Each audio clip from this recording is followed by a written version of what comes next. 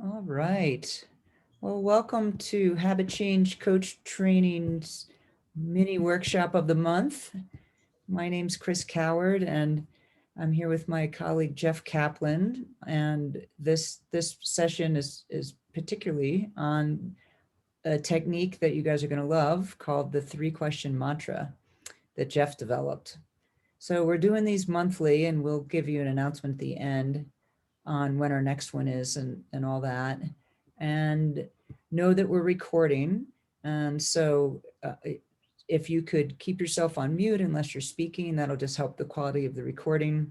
And I'm also, it's just an FYI too, if you're running from the mob and don't want to be seen or, anything like that. And in terms of what you share. So again, welcome everybody. Thanks for coming on in Denver. It's a gloomy, freaking cold Friday. All right.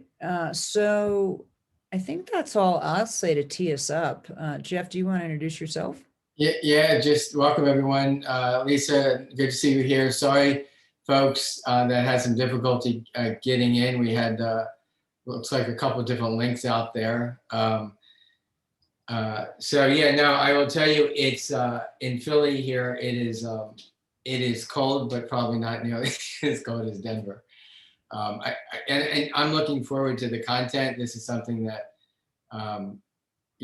obviously it's near and dear to my heart, and I love practical stuff, and so my intention is that A, we have a little bit of fun, and that B, you walk away with something that you can use immediately yourself, and then for your students, your family, share with others if it's going to be helpful for them. So Yeah. So Jeff, do you want me to talk just a little bit to tee it up, and then I'll have you get more into depth sure, yeah. around the actual tool? Yeah, and if you want to share anything else about yourself for those that don't know, and I can do the same. Sure. So I'm a coach, as you guys know.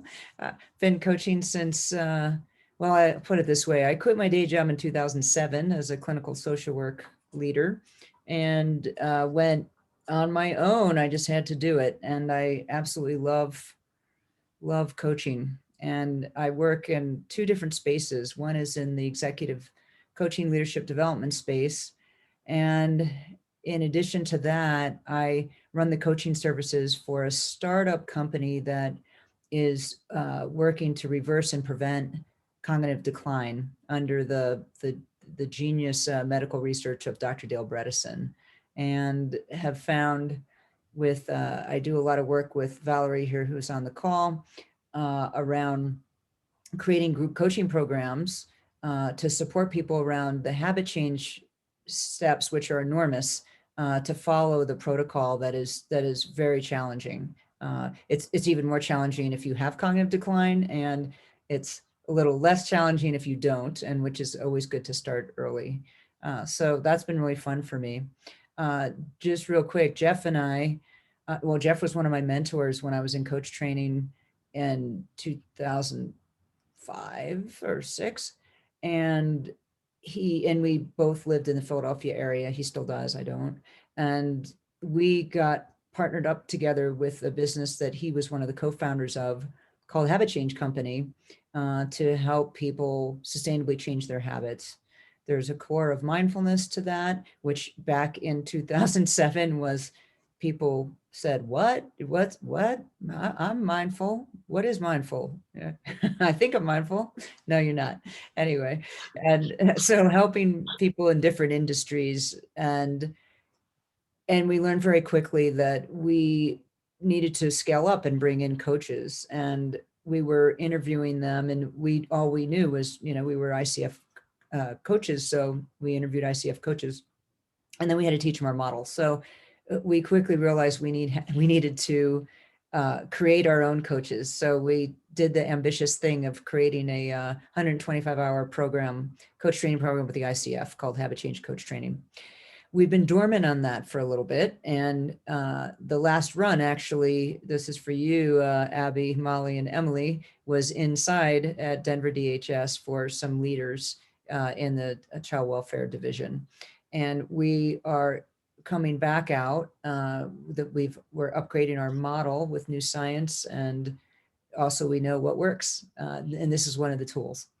So we're just really getting back out there, and we're so glad that you're here for this.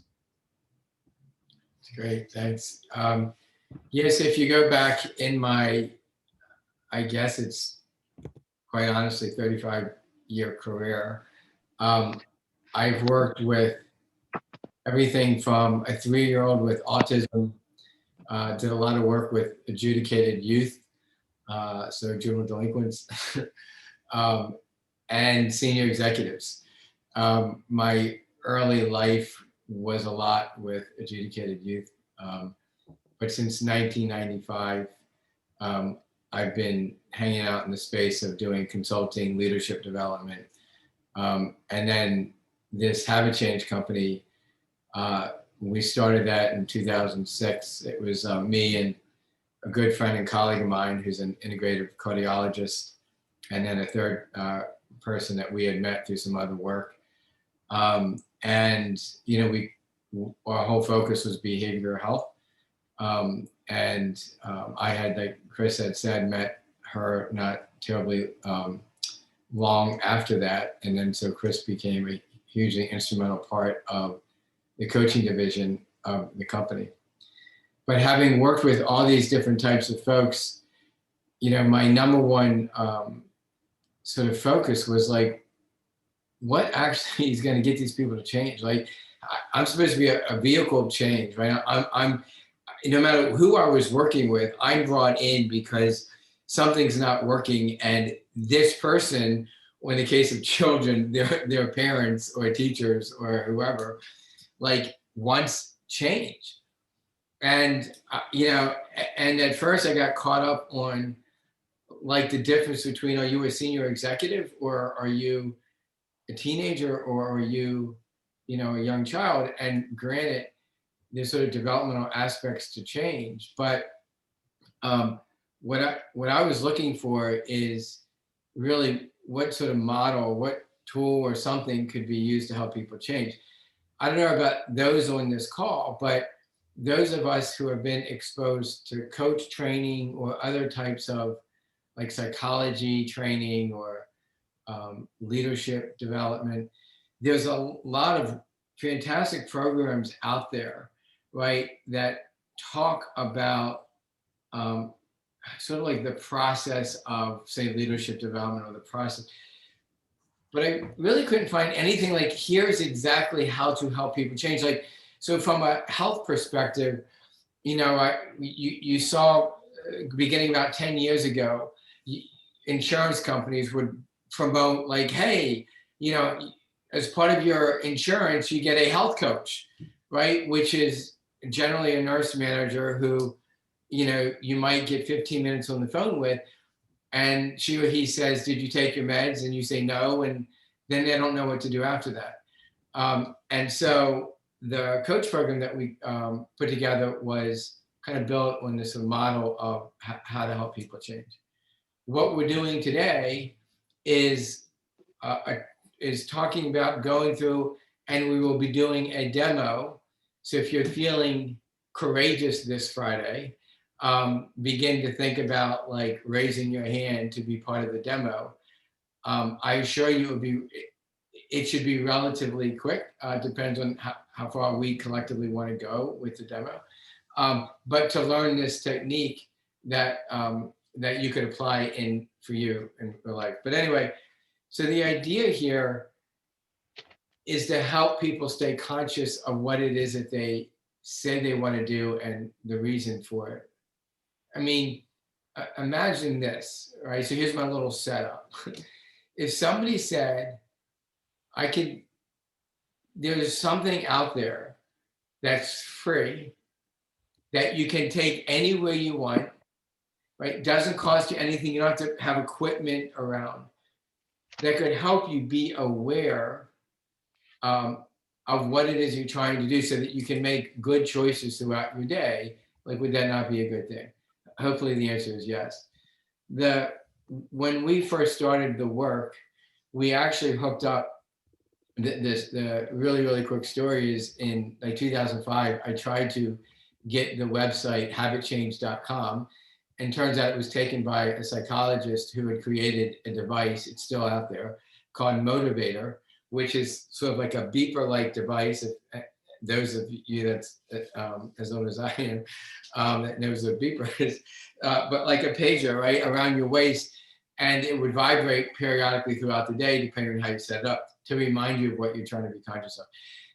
And that was the closest thing I could come up with to help people remember throughout the day. Like, it's like, oh, I forget, I want to like eat healthy, or I want to exercise, or I want to be nice to my family, whatever.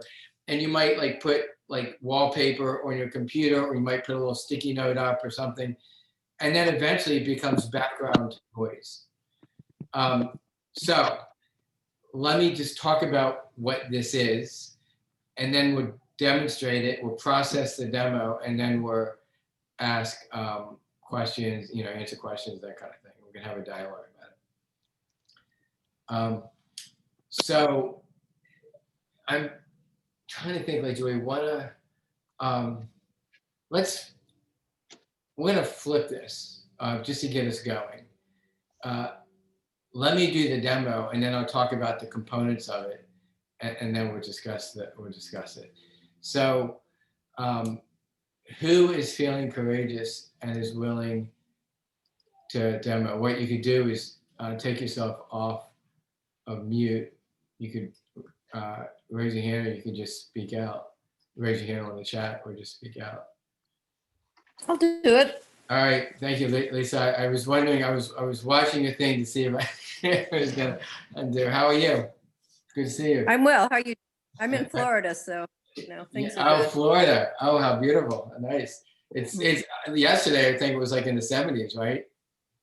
It is today. I'm well into the Southwest Florida area, so it's well into the 70s, if not 80. That's incredible. Well, it's not that here. Students here. Hello. Yeah. Is anybody else from the class? Kathleen and Andrea are here from my class, so that's great. Okay, awesome. Look at that. All right, welcome, you guys. Thank you. Hi, everyone.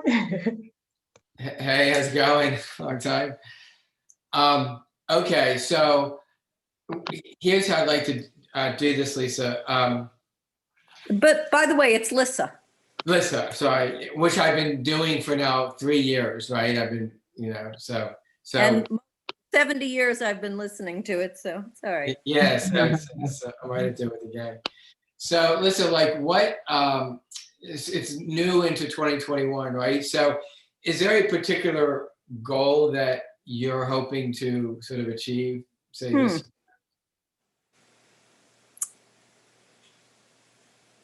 I would like to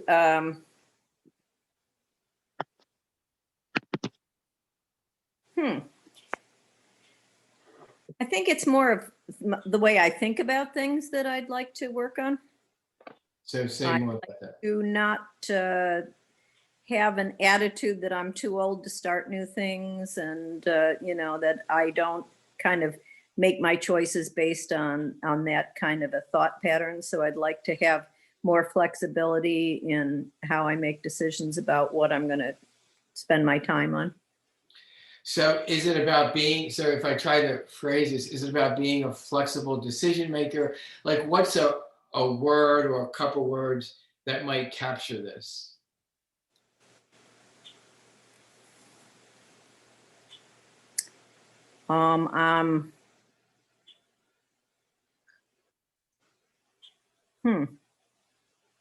If you were that, what would be, let's go this way. If you were that thing, what would be different? I wouldn't be looking at the end. I'd be looking at the beginning. I wouldn't be saying, do I not have enough time left in my life for this? I would just be sort of heading into adventures, and in a less constrained way. I would be I love it. I think it is flexible decision making, but based on, these limiting beliefs about my age. Yeah, I love it. So the word that came up to me is the words in flow, like with life. Okay, yeah, I like that. I mean, there's, like just being in flow with life as opposed to sort of wrestling with that thing called time and, oh, I'm here at this point in my life, that whole crazy thought process. That sounds right. So in flow with my life, in flow in life, like you speak whatever it sounds like to you, and then let's together see if it felt right. Well, I said in flow, like In flow works great for me. in flow works great. Okay. Hmm. And why is that important? What's important about being in flow? I think that's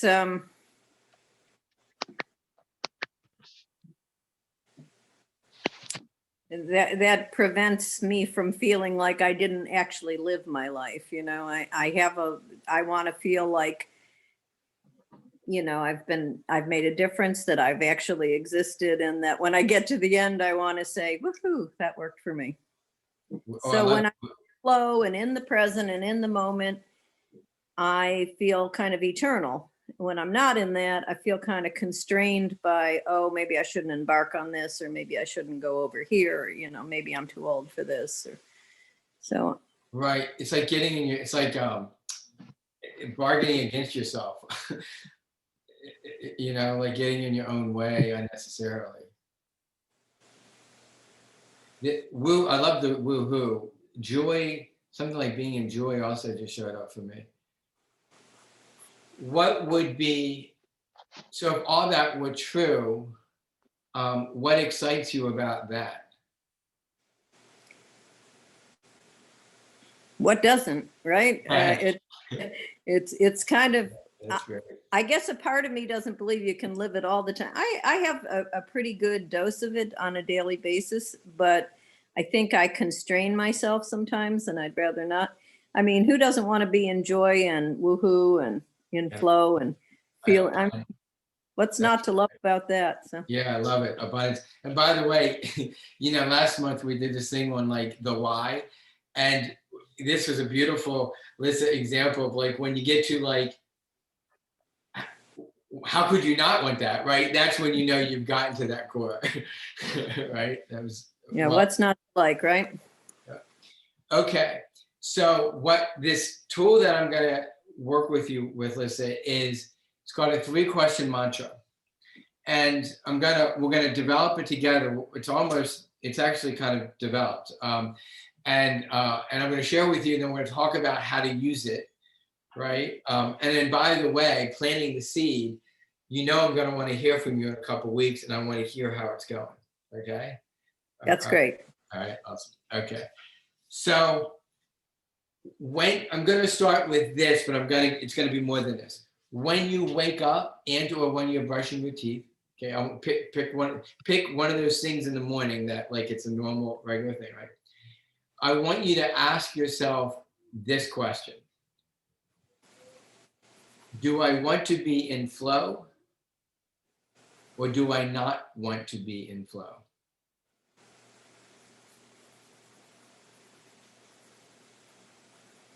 Okay, makes sense. Mm-hmm.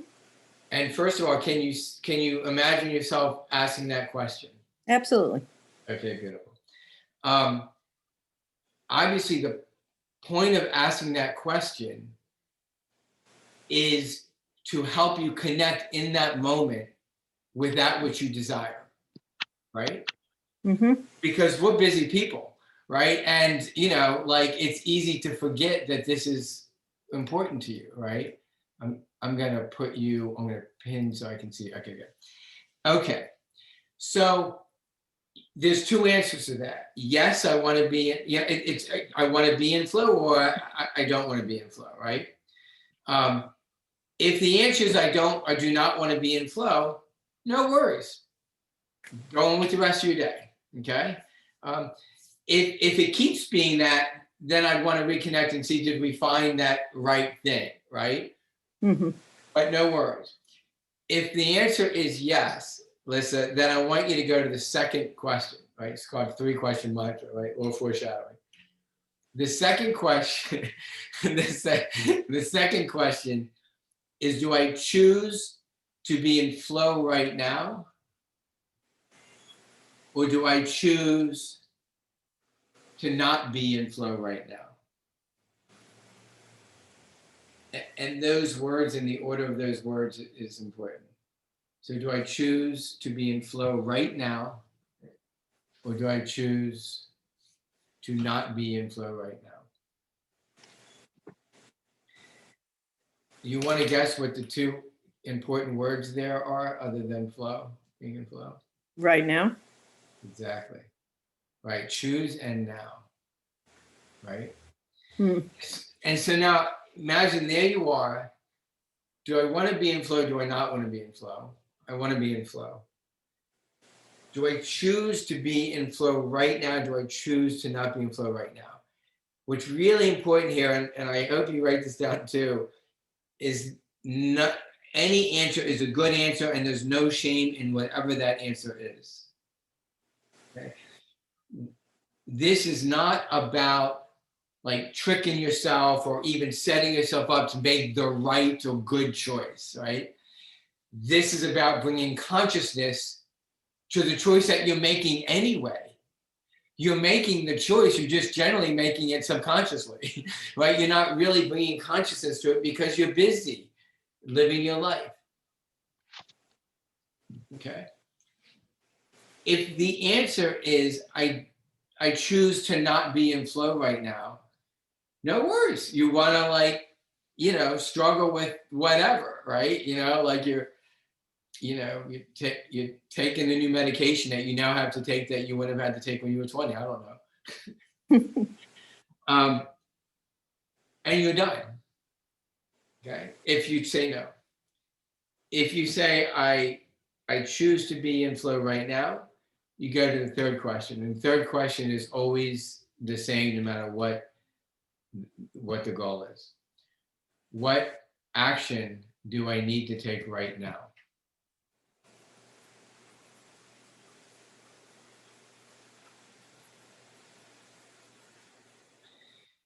And then obviously you then take the action. What's interesting here is that there's an unfolding, right, of this process. The first thing you're doing, and of course this whole thing happens in about 10 seconds, right? But you're just reminding yourself what it is that's important to you. Then you're bringing consciousness to the choice that you're going to make anyway. And you're making, and then it's helping you make a decision about that next action that you take. And an action can also be avoiding something that you might do as well, right? Like, like if it was eating healthy, like, do I eat this piece of cake now, right? The action is to say no to that piece of cake, right? Or not. And then you get to that, like, okay, so then you take that action. And what we care about is only that action in that moment. If you think about in Alcoholics Anonymous and other Anonymous, it's one day at a time. This is literally one moment, one decision at a time, and that's all we care about. Because what happens is as you bring consciousness, because what I'm going to ask you to do is then you do it like when you're doing dishes, and then you're going to do it, right? What you're doing is you're going to form a new habit. And it's such a simple habit. Or I'll be happy to watch from here. No, it's fine.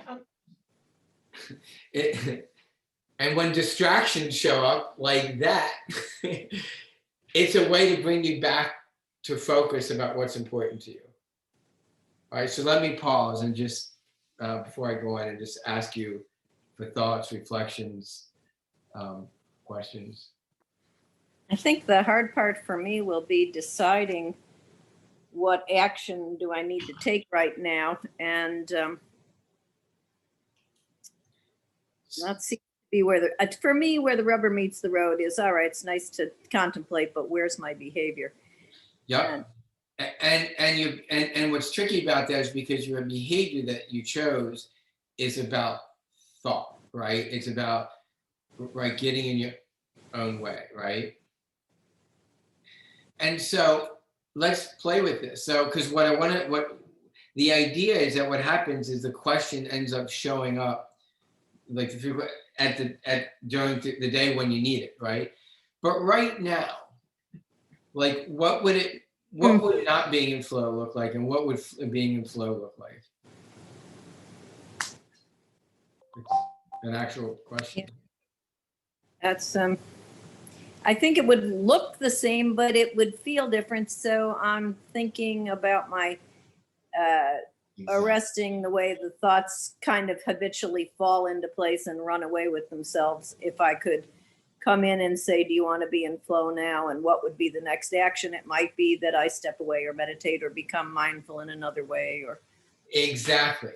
Right. So I do know that you're highly resourceful. I know that you teach coaching, and I know that you have tons of skills available to you, that if a thought came up that was non-productive and you chose to be in flow, you literally could just shift your focus of attention, Mhm. right? You create a wedge between between that initial thought and then what you do subsequent to that. Do you feed the thought? Do you not feed the thought? Do you redirect it? Do you remind yourself, do you have another mantra that you play with around, living every day, in the moment, the youthful, the youth that I am. Even you're saying create a wedge is almost like a mantra for me. It could be the first place when I feel that coming. I could say, well, create a wedge. If you choose not to, let's create a wedge. Sometimes languaging things helps me a lot. Yeah, and what picture, when you think of wedge, what picture comes to mind? Well, a little physical wedge comes into my mind, but the idea that it gives me some airspace Yes. is what seems useful about it. So I could actually think of it as a physical object, but then something that gives me a fulcrum on which to shift. Yes. So that what's coming out of this now is a homework assignment. Would you be willing to look online and look and purchase a little wedge? I mean, if you're artistic, you can make one like. Mm-hmm. Oh, I love that. And if there was something on it, like some words on it, what words might be on it? Take a deep breath.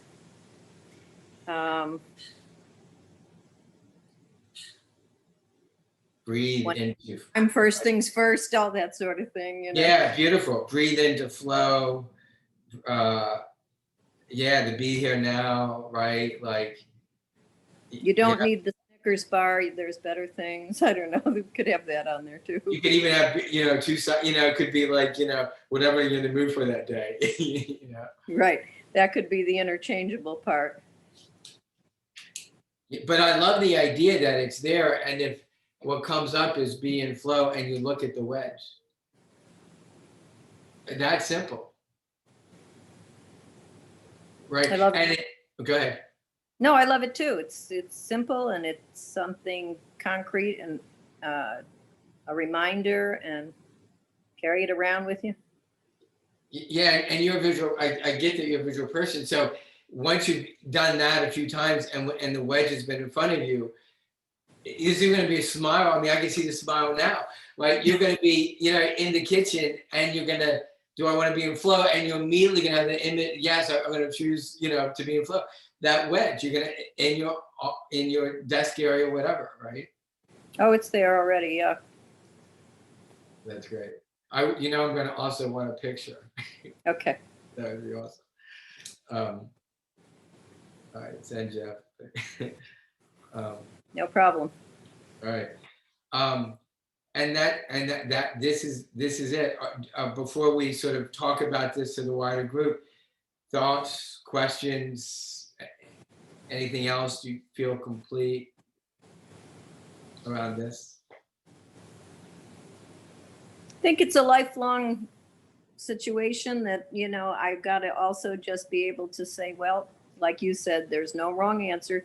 Some days you're going to be in flow, and some days you're going to choose to, you know, choose the Snickers bar and the impeachment hearings, you know. Yeah. Yeah, and they go together well.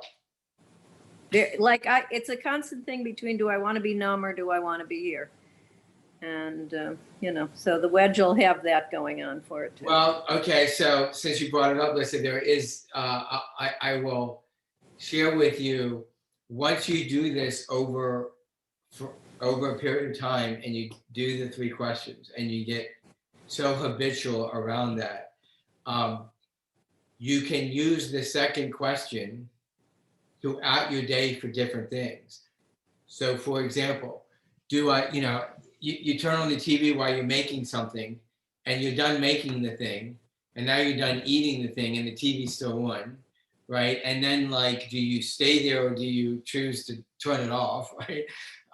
Because really, like, is it good? And by the way, you talk about a wedge, TV is hypnotic trance, right? And by the way, they've gotten good at that, just like putting, like, you know, the series where they now have the commercial before the finale and then they have the next show start right, you know, after, right, to keep you stuck, right?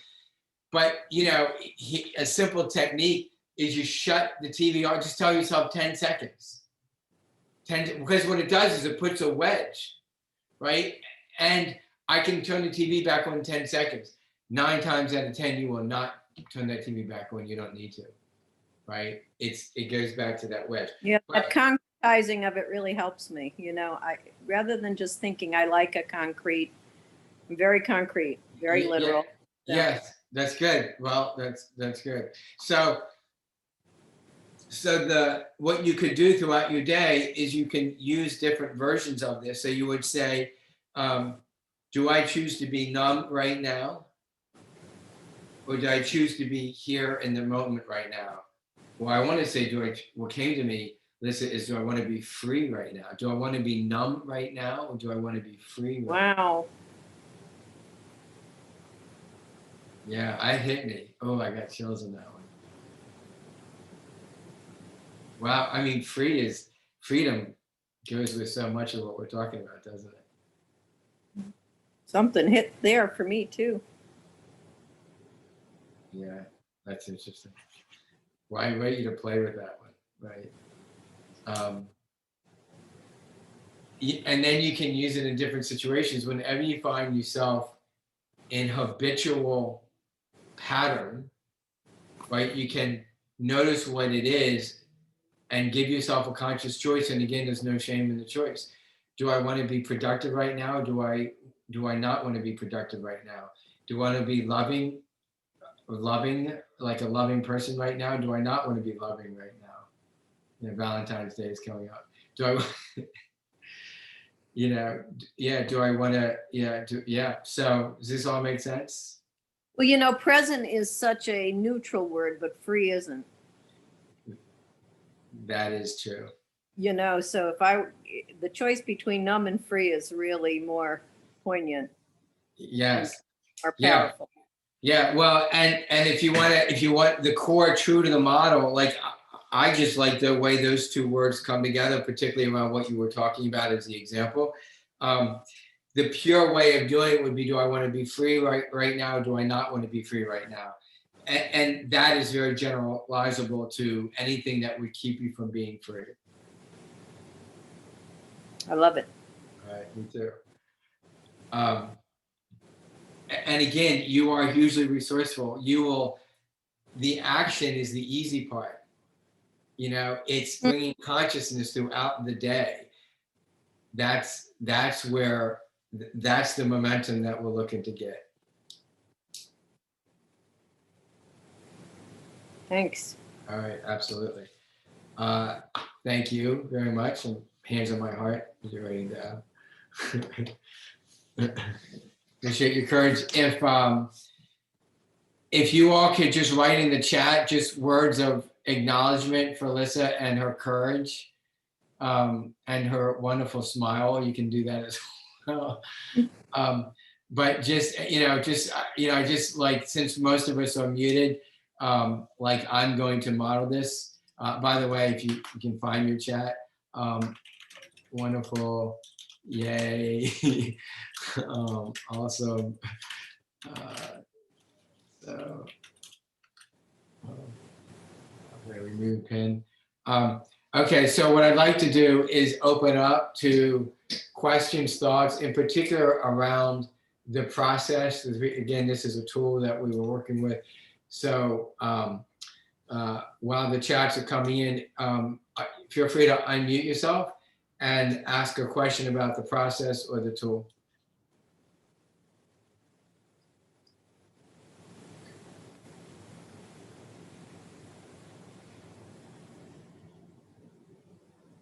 Susan? Hi, yeah. Hi, Jeff. Hi, everyone. Jeff, I believe that you and I crossed paths many years ago through, I think we were in the same pod for CTI certification. Wow. That would have been in 2004, I think. Wow. Oh yeah, CTI. Oh wow, that's right. Yeah, because I did mentor coach and then I did CTI. And, Wow. I'm trying to think of the name of our leader. She was from New York. Anyway, Oh yeah, I hired her as my coach. she was great. She was great. I liked her a lot. Yeah, so it's great to see you again after all these years. Yeah, thank you so much for sharing. I'm not on camera right now because I'm not really presentable, but That's I okay. want to say that I really found that powerful. And it's kind of been, I'm currently in training to certification training for positive intelligence, mental fitness. I don't know if you're familiar with it. And so just, yeah, I found this really helpful. Thank you very much, Lissa, for letting us learn from your learning. Yeah, when you gave her the third, when you mentioned the third question, what action do I need to take right now? In my head, I was thinking, oh, that's the hard part. But then later you said, actually the action is the easy part. And I thought, yeah, you're right. It's just about bringing consciousness to those choices that we make throughout the day. And it's, yeah, this is going to be very helpful for me and my clients. That's awesome. Thank you. Well, listen, sometime when you feel camera worthy, which I'm sure you are anyway, love to reconnect as a former classmate. That would be great. Yeah, I would like that too. All right. Well, thank you so much. I appreciate you. Thank you for hosting this. Absolutely. Anybody else want to speak? We probably have time for a few more comments, observations. Suzanne? Yep, there we are.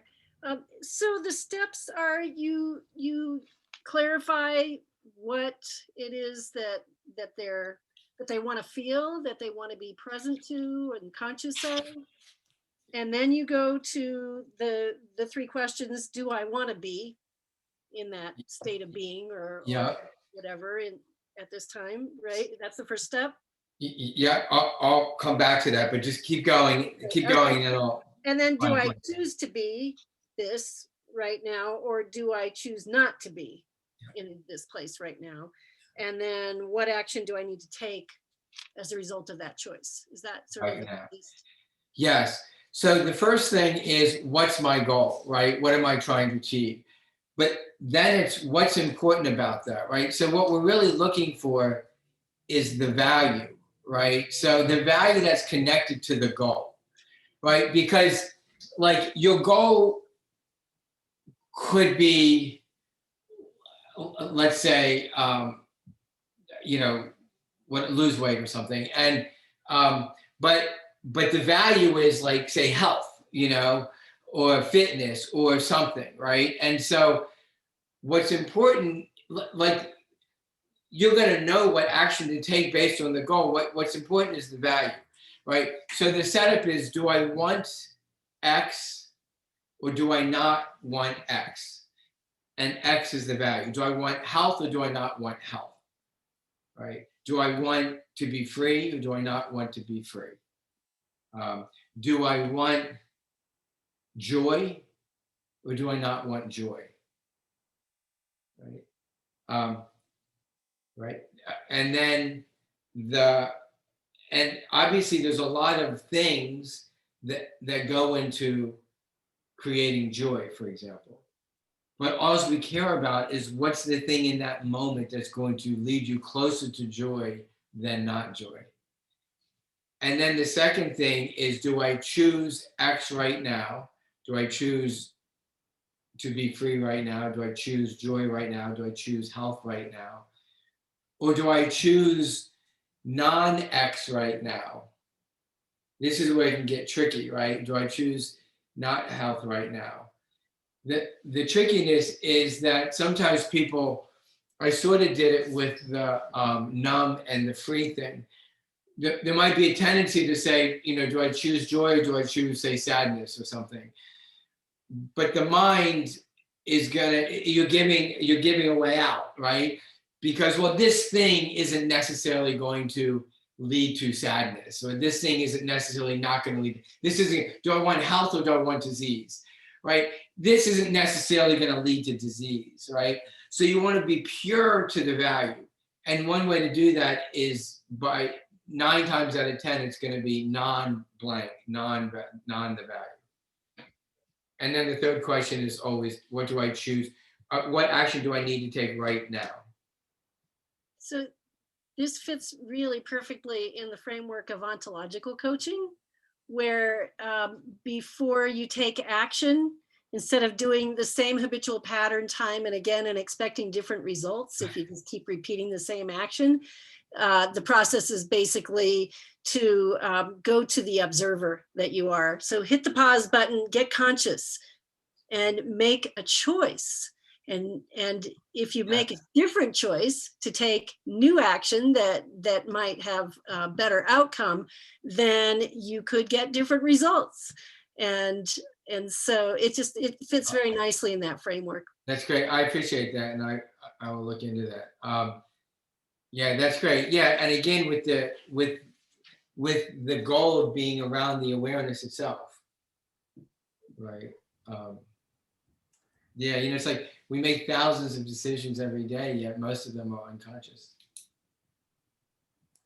Hey, Jeff, I wonder if it would help to share one of the first ones of these in this model that I used that was really helpful to me, just to give an example. Yeah, great. Of another one that's, Yeah. yours was so powerful. It was really great to witness that. And thank you for stepping up into the demo.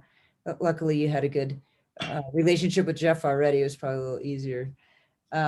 So when I first started playing with this for myself, I was thinking like, I want health. Of course I want health. Everyone wants health, but it wasn't resonating. When I went through the motion of the 3-question mantra, I wasn't getting it.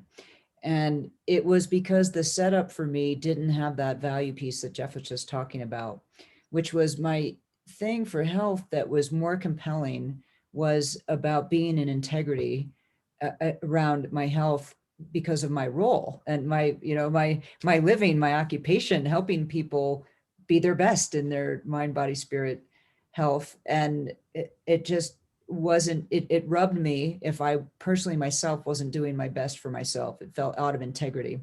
So I changed the question to, do I want to be in health integrity, or do I not want to be in health integrity? Yes. Do I choose to be in health integrity right now, or do I choose not to be in health integrity right now? And then what are my actions? And that got me. And I started really using this regularly throughout the day and just made so much better decisions. So it's very fun to play with. And if you don't get it at first, that's a first place to look. Is that thing that you're running through as that core really resonate with you? And is it important to you? Is it line up with your values and your deep, desires? So I'll just offer that as a tip. Yeah, that's beautiful. And, like with Lissa, like there was that moment where like it just sort of pops, it shows up, right? And you know it when when you say it, when you hear it, you know. Um, yeah, that's great. Yeah, I always get chills in those moments. I mean, I still have chills. But listen, um, Yeah, and as an observer from your all's piece there, just for the group, there's a blend of folks on here. Some are coaches, some are executives, little everything here. And for those that are coaches, know that we're very aware that Jeff was using this time to demonstrate this technique more than he was using this time to go through ICF core competencies. So know that if he were doing just pure coaching and we were presenting it that way, it might look a little bit different. But there was an educational component to this that was there. And yet, absolutely getting at some things for Lissa that were important, like she found a structure around the wedge, to help her and anchor her around this, and asking powerful questions and getting at the who of Lissa is, as well as that blend of action. So the what and the who were both present. So I'm just acknowledging that in case you guys were wondering. yeah, it's like typically the coach isn't the expert. I say the coach isn't the expert except for when they are, right? And when we do role playing, it's another example, right, where the coach is the expert, right?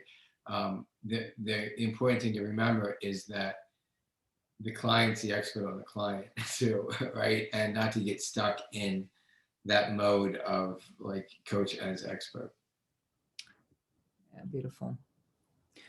Are there any other questions from anyone about this 3-question mantra, or anything that Jeff might have done or that you observed in the demo? I think it's important to acknowledge that the questions are a great structure to hang a coaching idea on, but you have to keep making your own hunches, guesses. Like, I wasn't coming to freedom versus numb, but when it hit, it hit. So I think that that's such a big piece of what we do, is not hold back, have sort of a strong feeling or an intuition to say something. And, your clients will correct you if you're wrong. They'll say, no, it doesn't really work. And okay. Or sometimes they'll say, no, that's not right. And then 3 days later, you get an email that was like, Yeah, right. Exactly. So I think that was powerful as well. I felt that, like, I didn't know how to shape what I was talking about. And just asking those questions would not have quite moved me to where I got to. And I think that that's Jeff's expertise of. And the other thing I want to mention, since I've seen you work a few times, is always acknowledging some strengths you observe in the client. You're very good at saying, and I'm sure most people are sort of resourceful and stuff, but you feel good when you hear it anyway. So just a couple of things that I felt as we were sort of feeling our way through the process. The questions would have been helpful, but the hunches and the acknowledgement and stuff, all that's important. Yeah, real quick, Lisa, to one of your points there. I used to tell my coach, I said, first, I just need you to acknowledge what I am doing, and then I'm all about diving into like how I can do something better. But if you start with like, I first just need a little recognition that I really have been doing all of these things, right? And then I'm good. and then tear me up. Yeah, and that's Lissa, that's so great what you shared around the acknowledgement that it hit you, that it to your core, like it resonated, and that's really cool. And you're also acknowledging Jeff for his trademark intuition, him coming up with free, numb versus free, that just went through him, and so he just offered it up. If you said, as if you said, yeah, that's not the word, you've been like, okay. But it both resonated for the two of you so deeply, which is really neat to watch that. All right, well, I'm going to bring us in for a landing. So thank you so much for spending time with us on Friday afternoon. And I know it's different times for different people here, and I hope you got a lot out of this. It does take practice, and so that's what I recommend, is really just practicing I just wrote it's funny, like I just wrote an article and Valerie on the call edited it as well on the 3-question mantra for some work I'm doing that's going out in a newsletter. And I'll run it by Jeff as, as the creator of it. I haven't even done that yet, but I could consider sending that out to you guys if you'd be interested, because it really kind of walks through it with some examples and a really short way to have a visual, because as you know, we didn't do slides. So our next mini workshop is on Friday, March 12th. We're doing these monthly, same thing, 3 p.m. Eastern time, 1 p.m. Mountain. And this is on small steps for successful habit change. And we'd love for you to be here. We'll get the word out so you know and how to register, and we'll get the link right the first time, and we won't have this craziness that we had today. So thanks for your patience around that. Jeff, anything you want to say before we wrap? No, I just invite people, any last comments, feel free to put them in the chat as we pull things together. I just thank you again, Lisa. I really appreciate your courage, your stepping up. Like I said, we're 14 people here, and I was like, oh, I hope Lisa like opens, and I just knowing that you're always so open-minded and stuff, that I thought you might. So thank you for that, and thank you everybody again for showing up. And I just love the space of these of this, right? And so to that, everybody have a safe and warm weekend, no matter where you are. Some of us, that goes with the territory. Like if you're in Florida, some of us have to work at it a little bit. Absolutely. Yeah, we definitely have to work at the warmth in Colorado. We do. All right. Well, thanks you all. I'm going to close this out now. Have a wonderful weekend. Take Thank care, you. everybody. Yeah. Thank you. Thanks, Em.